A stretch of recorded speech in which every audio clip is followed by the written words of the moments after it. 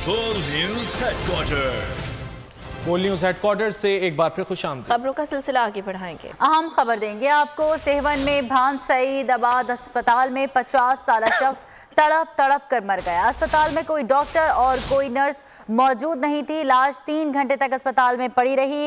इस हवाले से मजीद तफसीलात बताएंगे हमारे नुमाइंदे यासिर शोरो। जी यासिर, बताइएगा।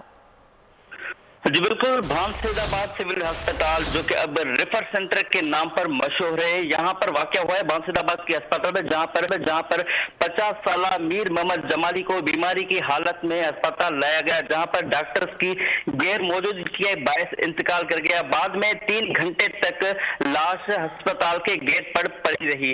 इंतजामिया ने एम्बुलेंस तक जो है सो उनको ना दी, जिसके बाद अहले खाना ने प्राइवेट जीप बुलाकर लाश को जीप में डालकर घर मुंतकिल किया।